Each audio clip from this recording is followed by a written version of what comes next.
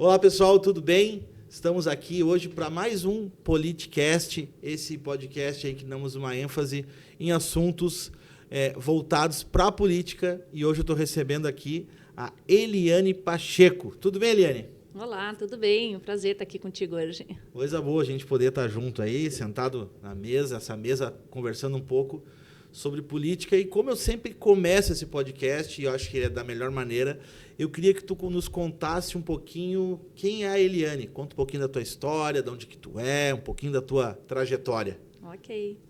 Minha origem, então.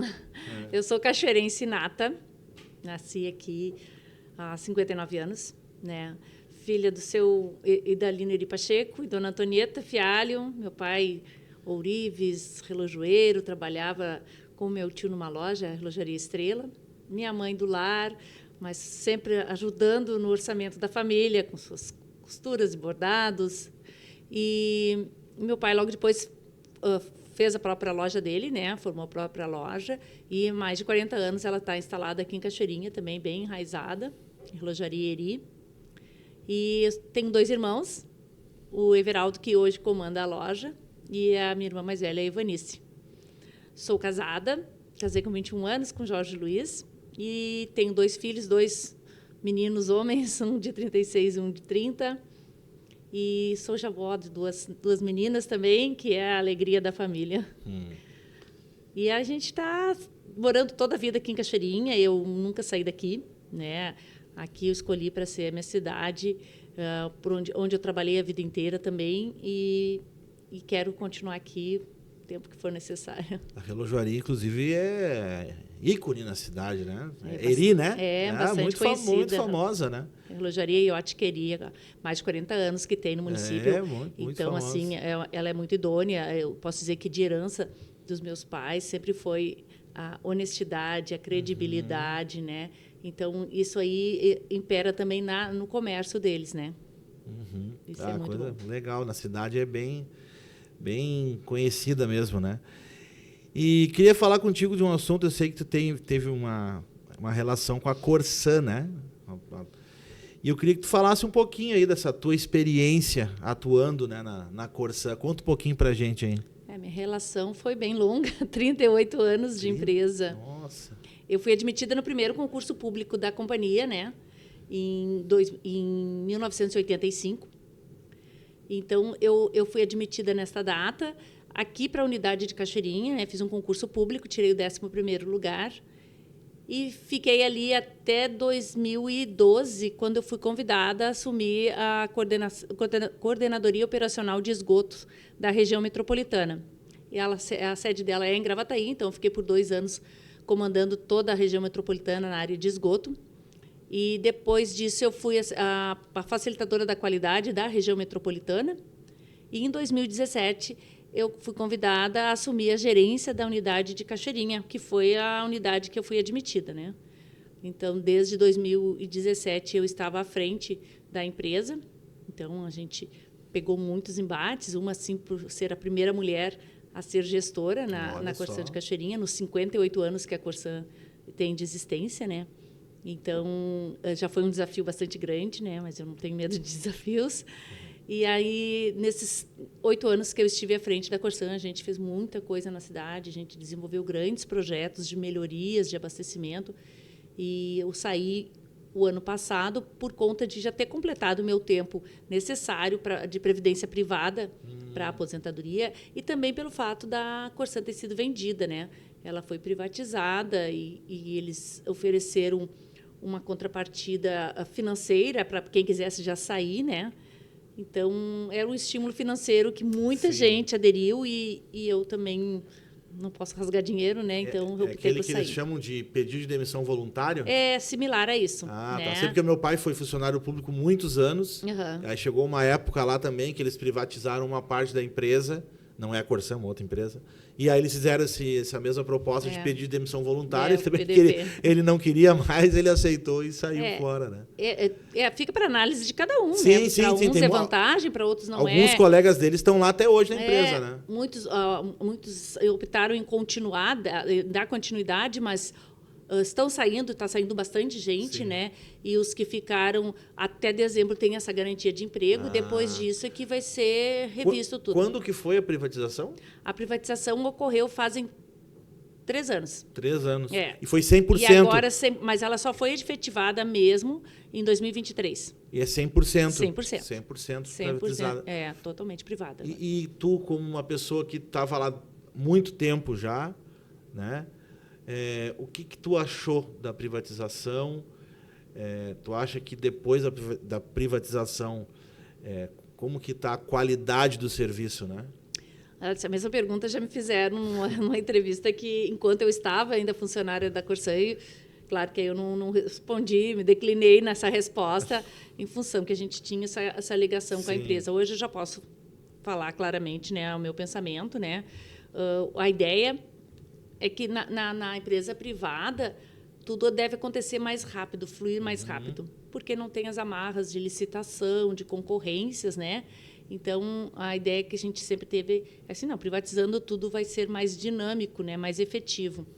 De fato, para algumas coisas, realmente é mais rápido. Menos burocracia. Menos burocracia, porque tu precisa do material, tu vai ali no comércio e compra, não licita mais, né? Então, essa questão das licitações, elas amarram muito qualquer desenvolvimento que possa querer se dar numa obra mais emergencial.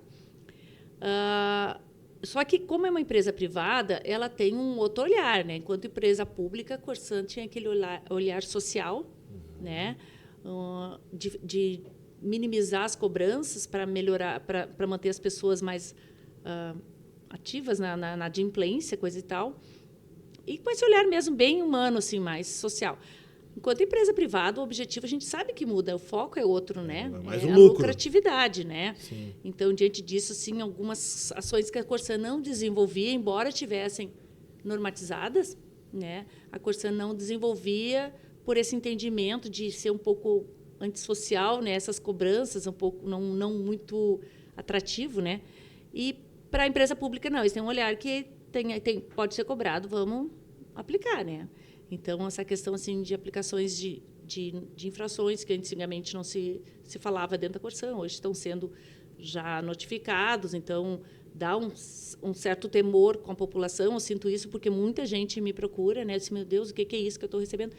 E, na medida do possível, eu vou tentando ajudar as pessoas, né? A ver como melhor sair dessas situações, né?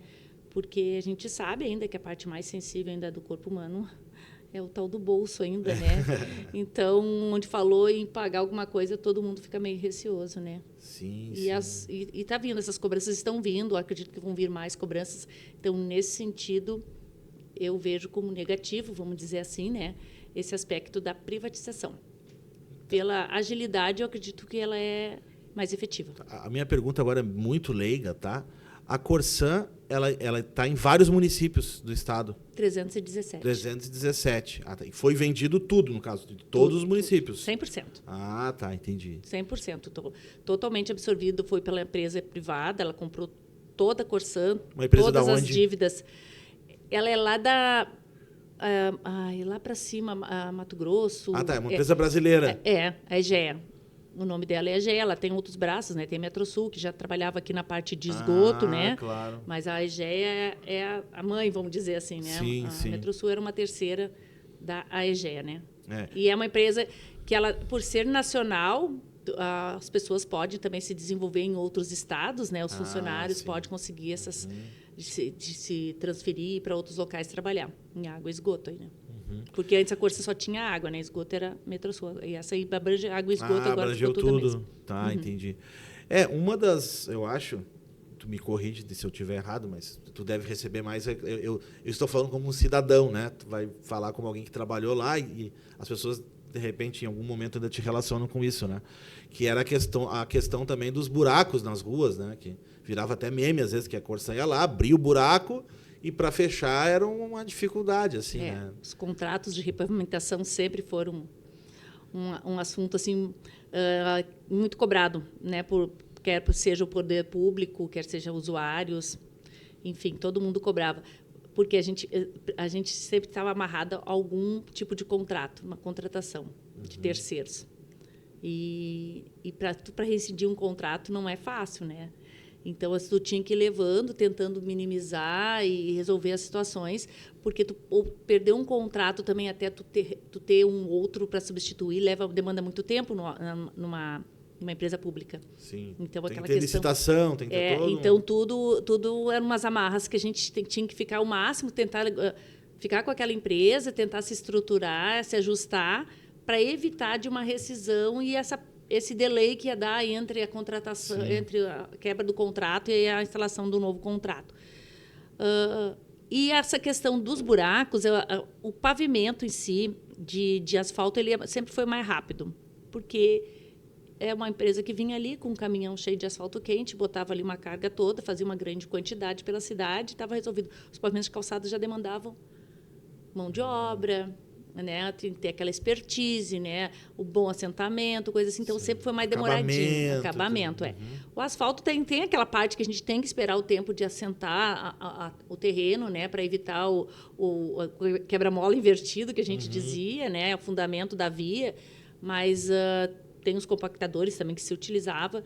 Mas eu acho que a reclamação maior ainda ficava na questão dos pavimentos mesmo, de passeio, que era bem demoradinhos. E tu acha que com a privatização isso estava melhor ou estava mais ou menos... É uma dificuldade que ficou mais ou menos parecida? Eu acho até que ela pode ter melhorado pelo fato da contratação. Tu pode... O calceteiro era uma categoria muito difícil de tu conseguir um trabalho bem bom assim e que se mantivessem. Hoje em dia, não. Aí, como tu tem essa questão da troca muito fácil, né? Sendo privado, tu demite um, contrata outro, faz e está resolvido. Assim, bem assim. Digamos assim, agiliza um pouco... E tem dado muito rompimento de rede, né? Então, isso aí figura para a empresa uma imagem muito negativa, né?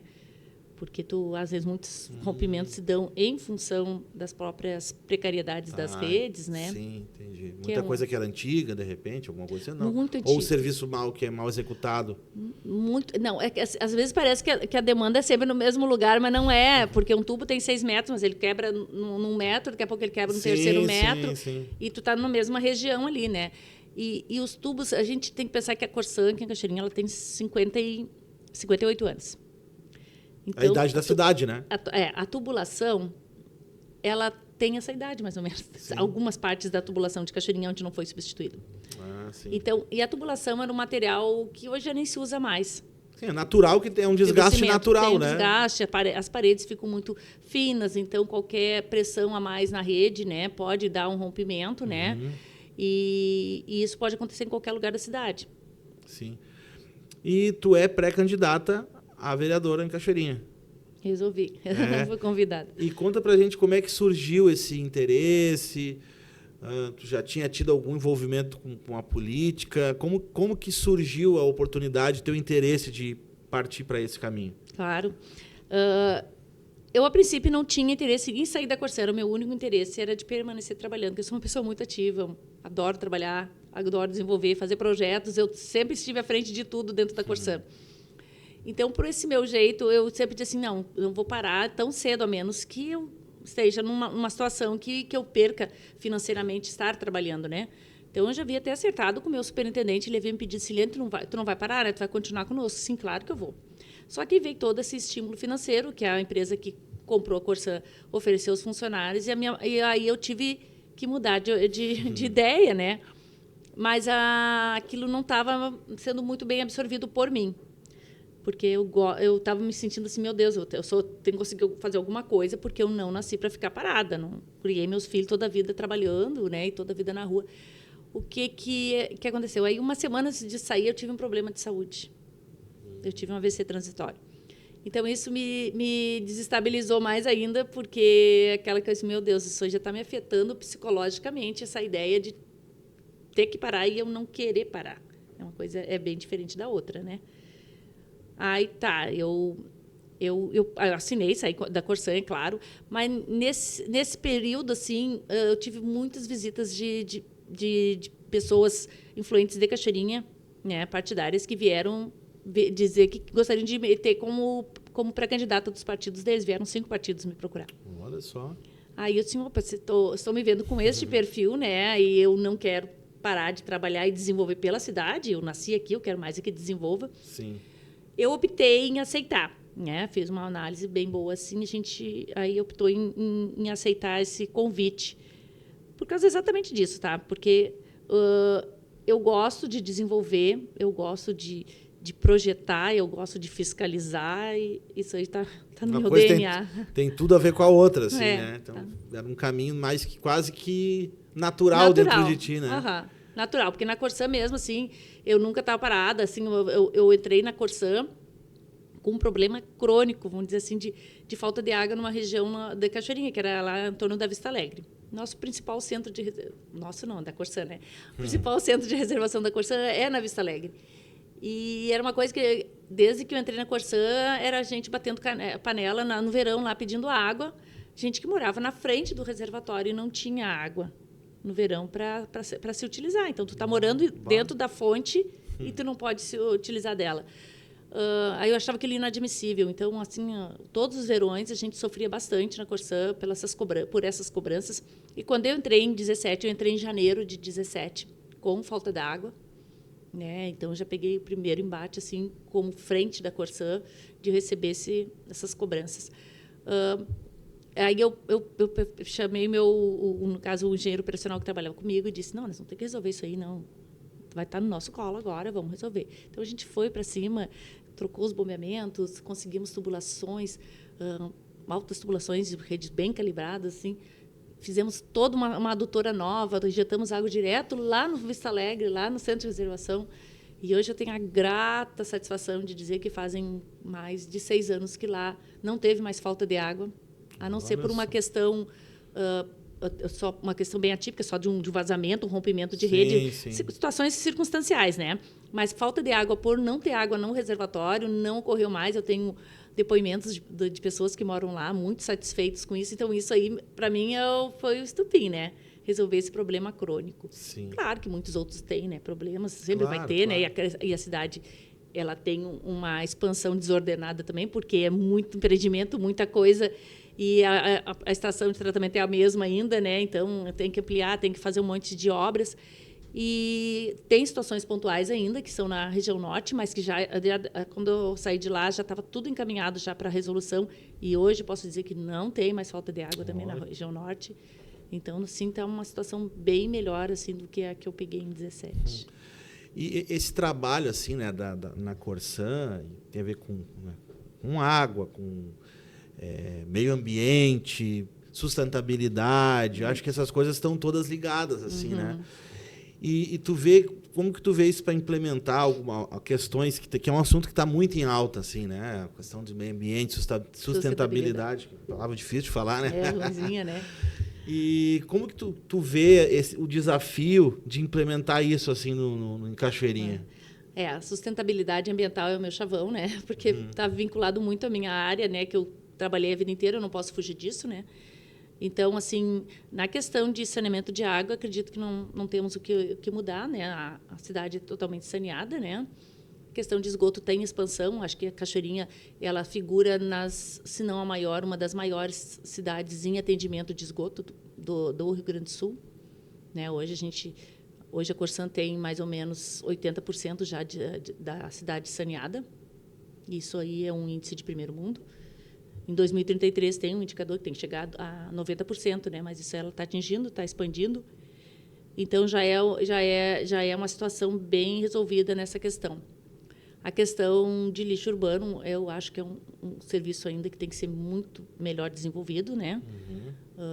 Novas tecnologias, novo olhar sobre o lixo, porque até a gente teve recentemente a questão ali da poluição do rio Gravataí, né, que foi a Ilha do Lixo, né, que a gente foi conhecida até a Cachoeirinha como a cidade do lixo, Ilha do Lixo. Então, foi a própria Corsã que conseguiu verba para ajudar a prefeitura nessa questão dos maquinários, né? A gente estava na frente lá e conseguiu verba, porque foi uma situação muito triste para o município, embora o rio Gravataí não fosse o manancial que abastece a cidade, que provê água para tratamento da cidade. É muito feio aquelas 700 metros ali de lixo. Até porque eu acredito que a sujeira não é de Cachoeirinha só, não, né? Mas de 8 municípios. Mas ela parou aqui, né? Parou porque a parte mais baixa, vamos dizer assim. A gente deu o azar dela parar aqui. É o azar de ficar no olhar, na vitrine. Aí a imagem parece que a culpa é da cidade, né? E o ônus ficou para a cidade, né? Porque quem fez tudo foi a cidade, sim, né? Sim. E aquilo ali a gente viu ali é muito triste, porque a gente viu que a ação do homem, aquilo ali foi totalmente a ação do homem, né? Com a baixa do nível do rio, ali apareceu ali toda a sujeira que o homem descarregou no rio, né? Então, essa questão do lixo tem que ser tratado muito, essa questão do meio ambiente tem que ser tratado principalmente nas escolas, eu acredito. A gente tem que fazer alguma coisa para o hoje, mas prevendo mais as gerações futuras, né? Então, pensando nesse olhar da geração futura, eu acho que o ideal mesmo é tratar esse assunto com as crianças, como obrigatoriedade disso, de se fazer isso presente no dia a dia nas escolas, né? Para ter esse olhar, para ver se a gente muda esse cenário, porque a água está sendo um bem cada vez mais finito. Agora com essa questão das enchentes, aí a gente teve acho que a gente provou um pouquinho assim na pele como seria um mundo sem água potável, né? Porque se tornou quase que um desespero por atrás de água, né? Eu tenho um conhecido que ele trabalha vendendo água e quando deu o negócio, falou, cara, acabou a água, não sei onde é que eu busco. E aí tem que doar, tem toda essa questão, assim, né? Então, como a gente só consegue dar valor, às vezes, quando a gente perde, né? Aquela velha história, né? Então, assim, se imaginar um mundo sem água potável é uma coisa... Claro, existem meios de se fazer isso, mas é um bem muito precioso, assim, né? Sim, essa questão da enchente mostrou muito o quanto é indispensável a gente olhar diferente para essas situações que se pode ser evitadas, né? E a questão da água, como esse bem que é cada vez mais finito, eu volto a dizer, e indispensável. Nós tivemos aqui em Cachoeirinha o problema de desabastecimento, né, por alagamento da estação de bombeamento da Corsã. E aí se viu aquele desespero por água. Todo mundo só queria saber de água, onde eu pego água, onde eu consigo água. E eu sei que eu trabalhei como voluntária ali na Igreja Matriz, e lá tinha um posto de distribuição de água lá, e até eu trabalhei também nessa parte de distribuição de água lá, e via a felicidade das pessoas quando conseguiam botar água naquele reservatório lá, de eles se abastecerem. E aí o entendimento que eles começaram a ter da necessidade de olhar diferente para esse bem, né? Então, ter racionalidade no seu uso, né, para garantir um amanhã melhor, porque a gente não está nem pensando na gente, tem que pensar nas gerações futuras, né? Sim. Porque está cada vez mais escassa a água. Até às vezes a pessoa, o que tu prefere? É ficar sem água ou ficar sem luz? Não, mas sem luz a gente viveu até 100 anos atrás, né? A humanidade não tinha luz elétrica até pouco tempo. Se a gente pensar em toda a humanidade, quantos anos tem luz elétrica? 100, dos 150, não sei. Tem lugares que ainda nem tem, mas sem água ninguém vive, né? Faz parte, tu precisa no teu organismo, né? A luz elétrica, beleza, óbvio, a gente está acostumado a viver com, né? A gente precisa dela, mas se não tiver luz, tu não vai morrer porque não tem luz. Exatamente. Né? Agora,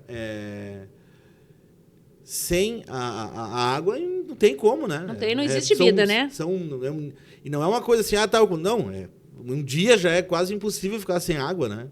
Nós começamos a falar que eu já estou com sede, daqui a pouco vou ter que tomar água. Então, uma coisa que não tem, né? E aquela questão de tu não ter água e tu não ter onde buscar água, né? Foi uma situação pior ainda, né? Que a gente vivenciou pelo fato que ou tu não tinha água na tua casa, mas tu não tinha nem onde buscar. Aí batia maior desespero ainda, né? Porque não tem para beber, para um banho, então muito menos, né? Sim, não tem para beber, não tem para o banho, não tem para lavar roupa, não tem para... Então, aquela questão tudo de chuva foi realmente a gente conseguiu provar um pouquinho disso, assim, né? Mas tu sabe que essas questões que acontecem, essas tragédias, até eu chamo, elas têm, assim, um sentido. Eu acho que nada acontece por acaso na vida, né? Tudo tem um sentido. Quando veio o Covid, né? Foi a calamidade, aquele do Covid, as pessoas, o que elas faziam? Se afastavam, né? Todo mundo se afastava, ninguém queria chegar perto, nem respirar o ar que o outro estava respirando com medo de pegar o vírus. E com a questão da enchente, as pessoas se aproximaram. Sim. O olhar um com o outro foi muito diferente, muito humano. Sim. Quem trabalhou de voluntariado sabe bem o que eu estou dizendo. A gente olhar aquelas pessoas, todo mundo se ajudando, né, se dividindo um pouco o que se tinha para todo mundo aproveitar alguma coisa do que se ganhava. E essa proximidade, ela foi muito... E foi uma coisa bem pontual. Foi aqui no Sul, né? Sim, sim. No resto do diferente, país, do mundo da não Covid, que aconteceu. foi no mundo inteiro, né? Que Aqui foi no Sul. Então, a gente teve o afastamento pelo Covid e a reaproximação pela enchente.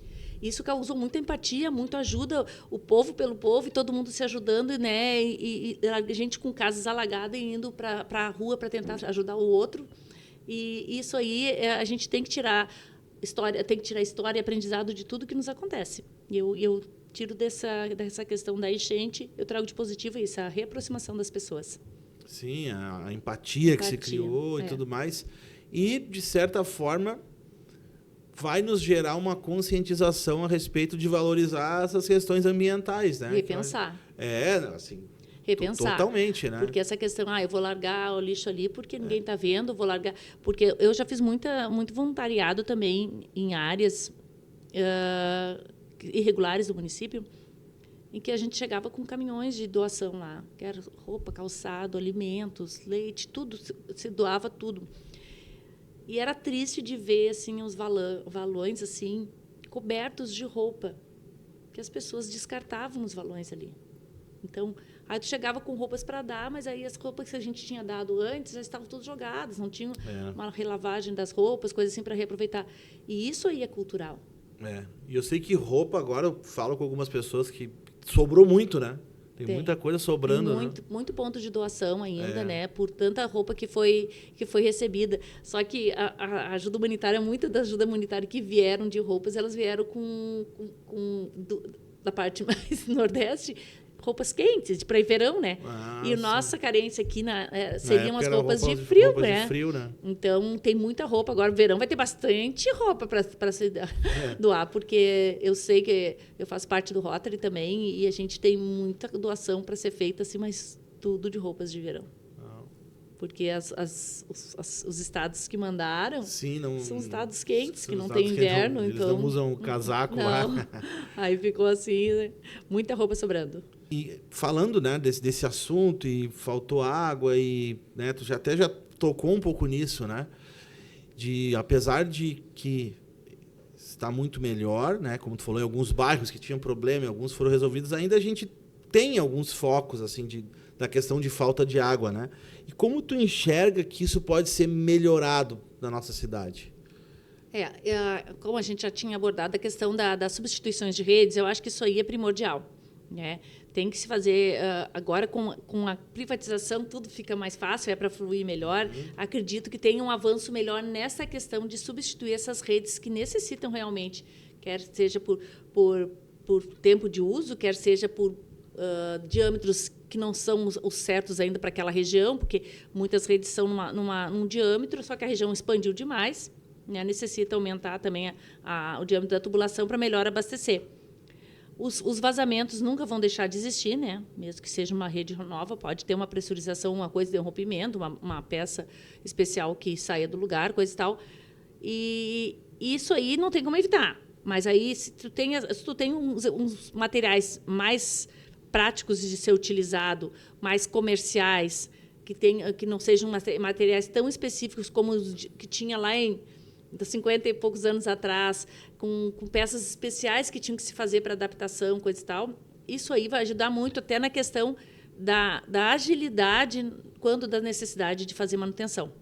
Substituir por peças que se estragou... Comercialmente, elas são fáceis de encontrar. Imagina hoje estragando, não sei se existe ainda alguma peça tão antiga, mas imagina que estrague hoje uma peça que foi fabricada há 50 anos atrás, para te substituir isso é muito difícil, né? Sim, muitas peças são feitas ainda, tem que mandar fazer as peças assim. Aí, o que é isso? Olha, imagina uma adutora parada por falta de uma cruzeta, lá vamos dizer, um T. O que acontece? Tu vai ter que parar toda teu andamento ali da manutenção até que a peça fique pronta. E são soldáveis as peças, muito no local, às vezes. Sim. Então, dependendo do tipo de tubulação, demanda muito tempo. Não é igual em casa, que tu vai na ferragem, compra uma peça, bota veda rosca e toca no lugar, né? E outra coisa que as pessoas... é por falta de conhecimento, acredito. Quando falta água, não tem como tu ir lá na mesma hora e fazer o conserto. Tu tem que fazer todo um fechamento de registros para secar aquela rede, para ela poder ser possível abrir ela. Então, às vezes, demanda muito tempo para secar aquela rede lá, por mais que se abram expurgos, coisa e tal. Então, aí, até ela secar e ficar em condições do funcionário ir lá fazer a manutenção, leva tempo. Depois de feito, tem que fazer uma lavagem das redes. As pessoas querem água imediata, mas não dá, tem que lavar. E ainda passa alguma sujeira, um barro que entra. Tu tem que fazer todo o esgotamento daquela rede que foi substituída, que foi feita manutenção, para fazer a lavagem dela. Aí tu tem todo o tempo de recuperação do sistema. Então, aquela rua que é mais longe, com certeza, o bairro mais afastado daquela rede, ele vai demorar mais a ser restabelecido o abastecimento. É por isso que demanda um pouco mais de tempo, às vezes, né, do que o próprio tempo de execução do serviço. Até eu vou fazer um elogio, né? Acredito que a Corsã leve algum mérito nisso, bastante, não sei, de repente, na questão de ter feito aquele encanamento por cima ali, quando faltou água agora, que eles fizeram um negócio ali para acelerar a volta da água na cidade, né? Sim, aí o sistema de registros, né? Alteraram o sistema de registros, tu poderia isolar uma rede e trabalhar, fazer a manutenção em outra. Eu não sei exatamente o que foi que eles fizeram, né? Mas eu sei que agora, quando nas enchentes, eles fizeram uns canos para puxar água direto. Não, aquilo ali foi na captação. Aquilo ali foi porque o sistema de bombeamento ele estava alagado, né? Eles fizeram um sistema de balsas. Balsas flutuantes ali, né? Pega um nível que é passível de colocar uma bomba submersa. E fez toda aquela parte ali por cima da freeway, da alça da freeway ali, né? Foi trancado o trânsito naquele trecho ali, para ter algum tipo de captação de água bruta para tratamento. Não foi 100% como precisaria, mas já ajudou muito na época. Assim, acredito que dentro das possibilidades que se teve, foi um bom trabalho. Foi. Né? Eu acho que foi das cidades que retornou água mais rápido. Eu sei que tinham outras cidades que iam fazer a mesma coisa para poder voltar, assim, né? Isso. Não, foi já está tudo ok, assim, após as enchentes? Sim, agora está tudo... A água está sendo tratada já... Está tudo normal. Na condição que ela precisa, no manancial, na vazão que ela precisa, né? Pelo que eu tenho conhecimento, está tudo bem abastecido. Coisa boa. Liane, foi um prazer a gente conversar um pouquinho aí sobre a tua história, saber um pouquinho mais de ti. E eu queria que tu deixasse agora uma mensagem para os nossos espectadores. Pode olhar ali para aquela câmera, deixar uma mensagenzinha para o pessoal. Então, em primeiro lugar, agradecer a disponibilidade de a gente estar conversando assim. É muito bom. Eu sempre disse, enquanto funcionária da Corsã, que eu gostava quando me chamavam, embora muita gente foge disso, eu gostava porque... É bom ter um canal direto de conversas, assim, não é o caso agora, não vem. A gente fala de Corsã pela história que eu tenho na Corsã, claro, né? Mas a gente veio para falar de assuntos de modo geral. E o recado que eu deixo é que cada vez mais a gente tem que repensar em tudo que a gente faz no nosso ambiente, principalmente na questão de uso racional da água. Eu defendo veementemente essa questão de ser consciente na utilização desse recurso que é cada vez mais finito e que a gente necessita tanto, que é indispensável para a nossa vida. E a questão do esgoto, eu sei que é um assunto muito antipático, vamos dizer assim, porque se tu vai falar em esgoto, tu vai falar em dinheiro, porque tu vai tratar esgoto, tu vai ter que pagar por isso, né? Mas essa questão é também indispensável que a gente tenha, porque traz a saúde, né? Diminui o índice de doenças e, além do que, preserva... tenta buscar uma qualidade do nosso rio, porque tudo que não é largado corretamente na rede cloacal da Corsã é largado na pluvial, que vai direto para o rio, né? Que é um vetor contaminante muito grande, né? Então, essa questão do olhar sistemático para o meio ambiente e buscar a sua preservação. É isso aí. Agradecer ao pessoal que nos acompanhou aí, pedir para que você se inscreva no canal, ative o sininho para acompanhar outras entrevistas que nós temos aqui. E agradecer aí a nossa audiência por ter ficado até agora. Até a próxima, pessoal. Tudo de bom.